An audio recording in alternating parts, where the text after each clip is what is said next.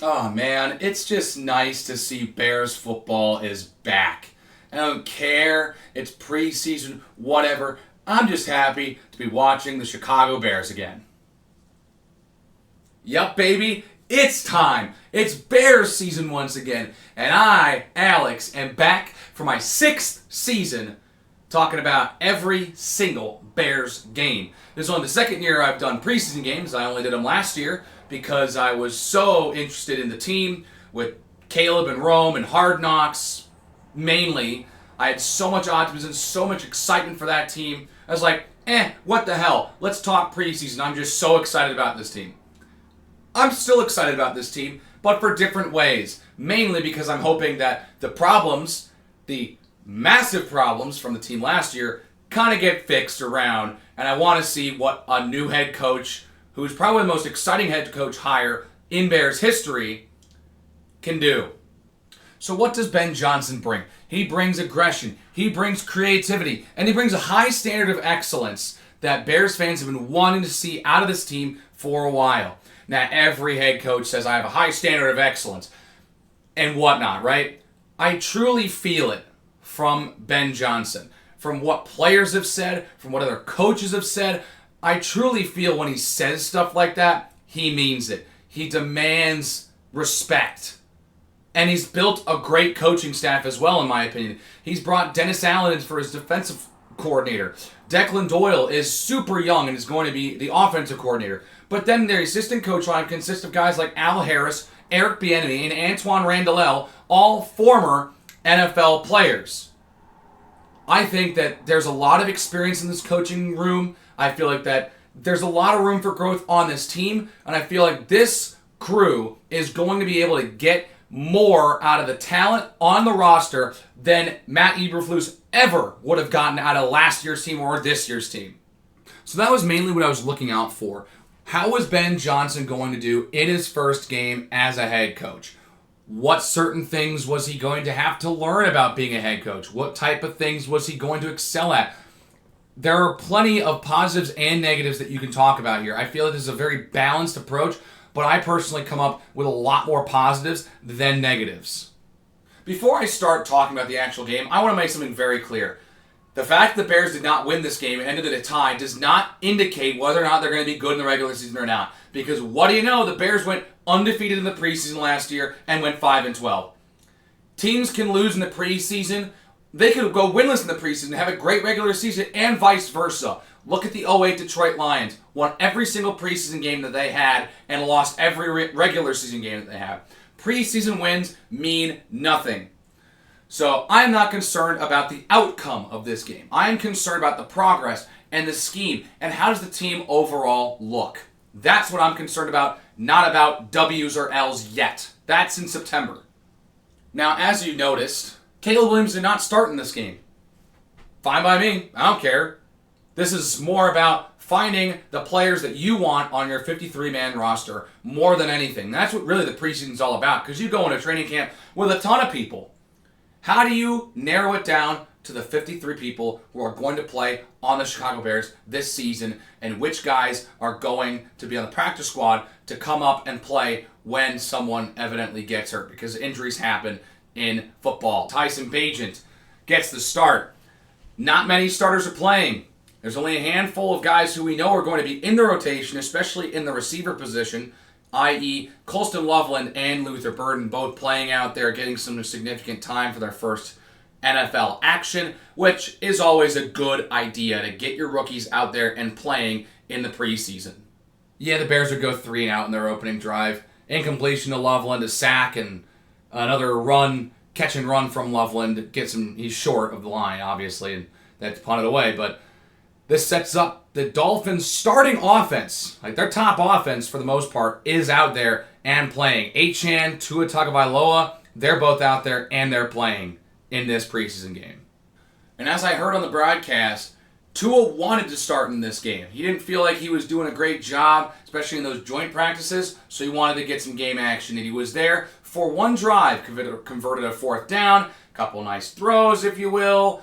Nothing super flashy, but he just wanted to make sure he can lead a drive like that. And he does, down to the goal line. Only problem is the Bears' run defense steps up for once. Telling you, man, that is huge. The run defense for the Bears was really bad last season, especially when they lost Andrew Billings to injury. That Bears' runs defense was not good. And Dennis Allen tightened it up, and that defense just couple really nice plays, specifically from Ruben Hippolyte and Noah Sewell, the two backup linebackers right now. They did a great job on that goal line stand. They were critical in forcing that turnover on downs at the 1 yard line. And then, of course, Noah Sewell with the 4th down tackle, blowing up the run before it even gets started. And the Bears take over at like the 3 or the 4. But regardless, they hold Miami off the scoreboard. They bend, but they don't break, which is something that Bears defenses have had to do a lot in recent years. Well, how does the Bears offense repay the defense for that stop? By going 3 and out again. Woohoo! Oh, man. We're off on a roll already in the Ben Johnson era. Torrey Taylor doing Torrey Taylor things, though, after the drive to punt. Near 60-yard punt, flips the field a little bit, and backs the Dolphins up a little farther than you'd think they would be from a punt from their own end zone. But the Dolphins do not let that faze them. They go down and do not make a mistake this time. It took another 3 tries on the 1 yard line to get in the end zone, but finally it's Alexander Madison to punch it in for 6. Yeah, Zach Wilson leads a touchdown drive. Bears would respond with a nice drive of their own. And when I say a nice long drive, I mean a nice long drive, commanding down the field. 16 plays, about half a quarter of game clock gone, and the Bears capitalize and put it in the end zone on a 4th down call that we were expecting to see from Ben Johnson when the situation arose. It did, and it's a really nice catch from Maurice Alexander, the former Philadelphia star. Catches it back of the end zone. Look at that USFL development. Comes in, makes a nice catch, gets the feet down in the back of the end zone, and that's a touchdown, man. That's a beautiful catch. So we got a former USFL player coming in to the preseason here and making a nice catch in the end zone to tie it up at 7. The Dolphins would respond with another long touchdown drive, punched in from another rushing touchdown. They don't get to the 1. They're able to score from a couple more yards out this time, but Dolphins lead 14-7 after that drive. And now we're like, okay, we're going to see some 2-minute offense from Ben Johnson, see what this is going to look like. So after the Jalen Wright touchdown, it's Tyson Bagent to try and lead the Bears down the field, which they're starting to move a little bit. They have plenty of time. They have like the full 2 minutes at this point and 2 timeouts. I don't think there's a ton of pressure, but it is a good litmus test for Ben Johnson's 2-minute offense. They're able to get down the field a little bit. They're using a lot of inside passes. Bagent's dumping it off to Travis Homer on a couple of moments here. They even straight up just handed it off to Homer a couple times, but with about 30 seconds left, a pass deflects off the shoulder helmet area of Samori Toure and into the awaiting hands of the Dolphins defense. So Bagent ends up throwing an interception, and the Dolphins now are set up in good field position to try and go kick a field goal at least. Not what you're looking for, but you got to come down with it if you're Toure. That ball is not necessarily the greatest ball ever. I mean, it's not right in the numbers, but it's still in a position where you can pin it against your body and find a way to pin it. And at least if you don't catch it, make it fall incomplete. But it bounces up perfectly off the shoulder pad, and it's just the easiest pick. It's right to the safety and easy interception.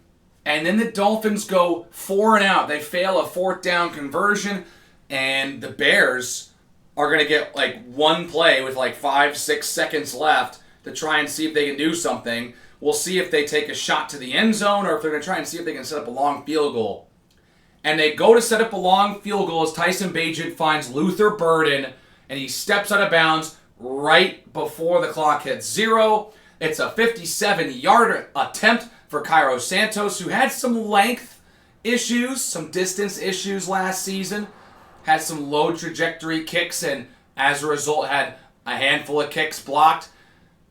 But no problems here. He boots the 57-yarder through, and the Bears are able to convert and get some points on the board before the end of the half.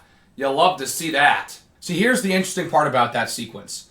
If you watched the Bears last season at all, or the last couple of years, you know for a fact Matt Eberflus getting the ball back in that situation is taking a knee and going to the locker room. He's not going to risk it with 6 seconds left to try and get into field goal range.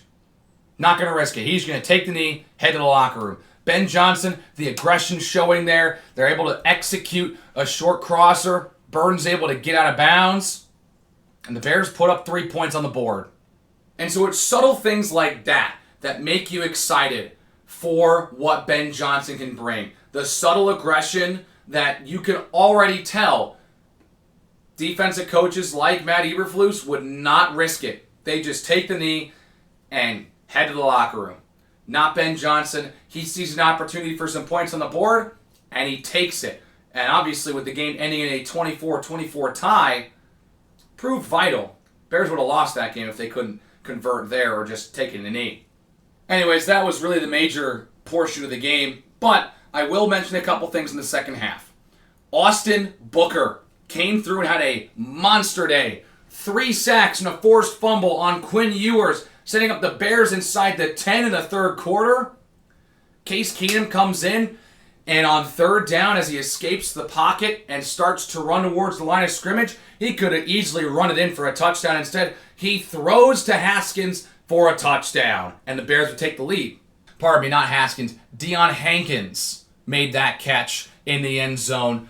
Keenum with a nice little sidearm, little on-the-run throw. Yeah, he was excited about that one, I'm sure. That's a veteran move from a veteran quarterback who understands it's preseason, but he wants to let the little guy get an opportunity to make a play, and he does. So the Bears take the lead.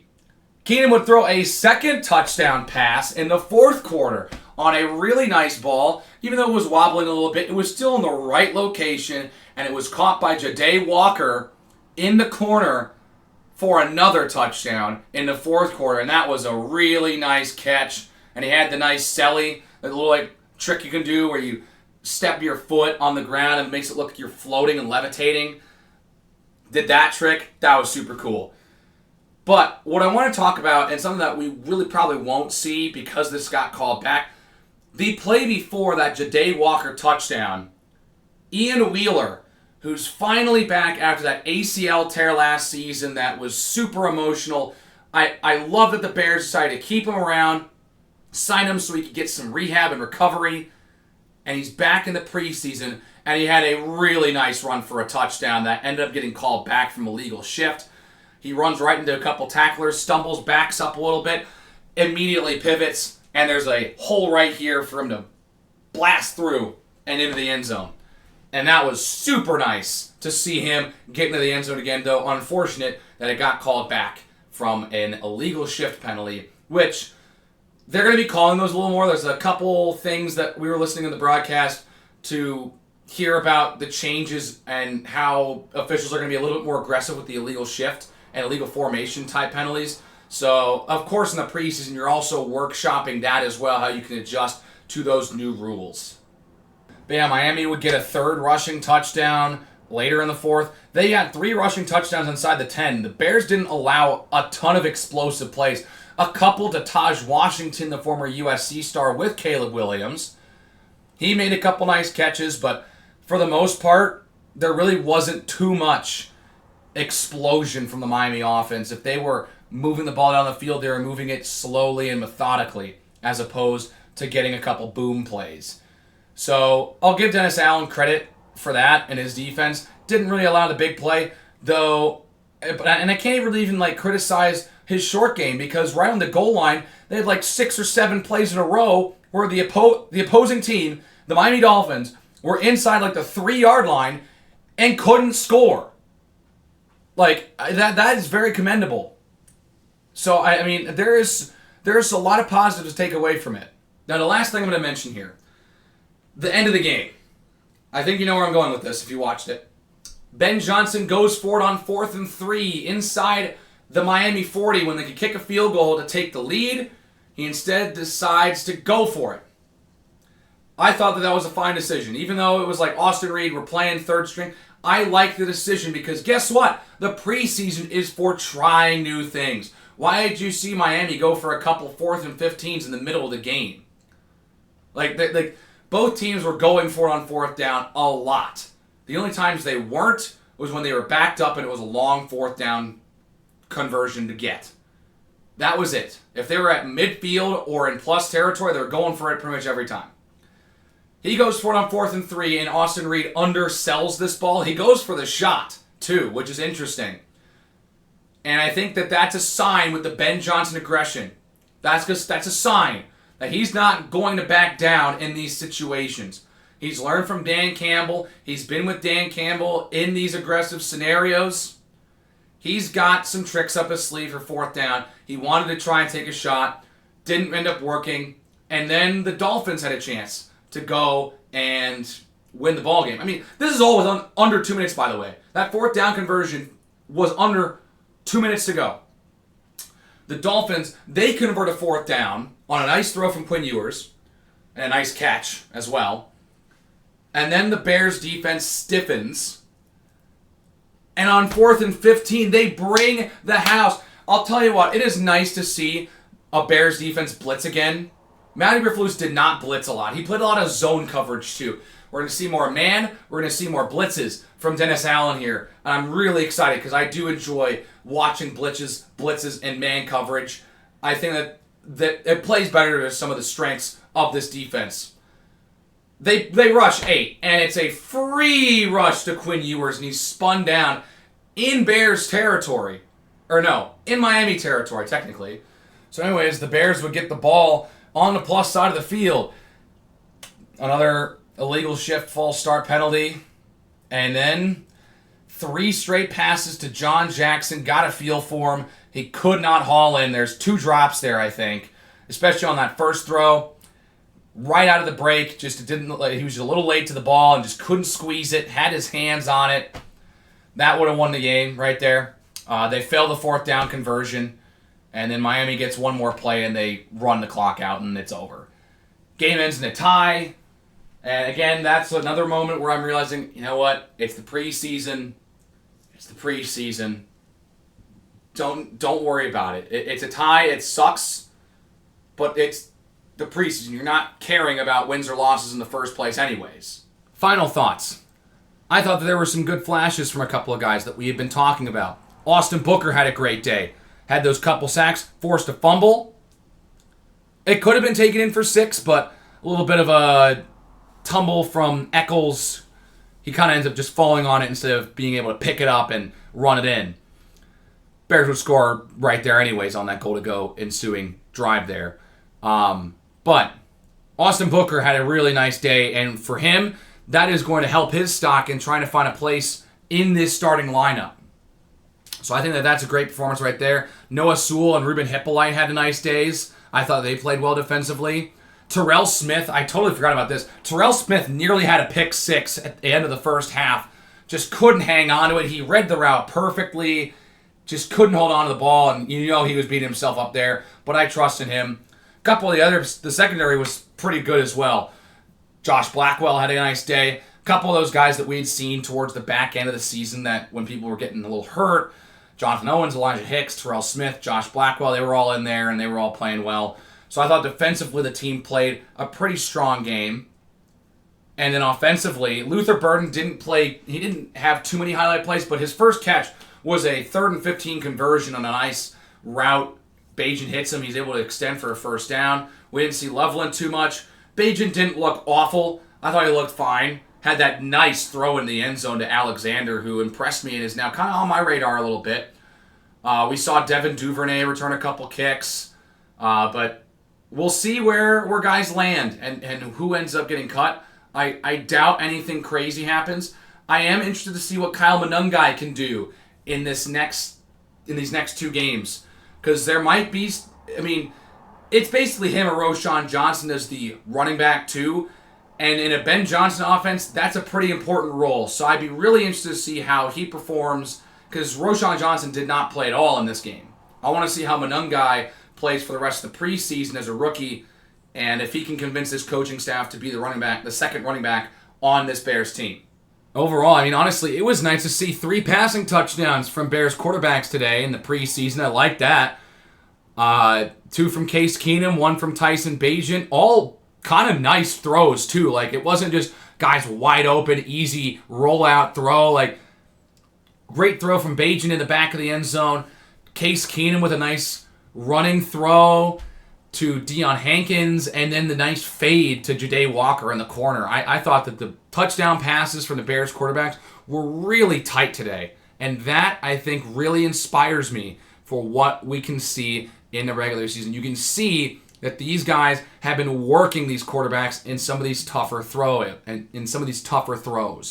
Anyways, the next game is going to be next week against the Buffalo Bills. That's going to be nationally televised on Fox. Yippee. We'll see Josh Allen for a little bit, I'd assume. He'd probably go out there for 1 or 2 drives. That's usually how the second preseason game will go, especially with established offenses and quarterbacks like Josh Allen and Patrick Mahomes. They'll probably go out for 2 or 3 series, and that'll be it for their preseason pretty much. But we'll see Caleb Williams. I would assume he probably plays a little longer. He probably plays a full quarter, maybe a quarter and a half. I'd think so in next week's game. At least that would be my prediction. So if you want to see some Caleb Williams, make sure you tune in to Fox next week, because that's where you're going to see Caleb Williams play here in this preseason. And that's the benchmark to see how it's developing and how he reacts in game time scenarios, because you can cherry pick, nitpick, praise, slander Caleb Williams and any player on any team during training camp as much as you want. But those are all isolated incidents. It doesn't really matter until games begin. Anyways, that's it for me. I'm done yapping. I tend to yap a lot on this channel. If you follow me at all, you know I yap a little too much sometimes. So I'm going to let you get back to your day. Thanks for watching this video. I'm excited Bears football is back. I hope you are too. I hope you're excited, because I'm excited. But I'm also cautiously optimistic this time. I'm not buying in all the way like I did last year. Hard Knocks was bad for my optimism levels. They shot through the roof after watching that. So I'm tempering my expectations a little more this time. Anyways, thank you for watching. Please like the video if you liked it. Please subscribe if you really liked it. Keep the conversation going down in the comment section below. Let me know what you think about this game and where this team's headed, what your thoughts are, all that good stuff. And I'll see you guys in the next one. See ya.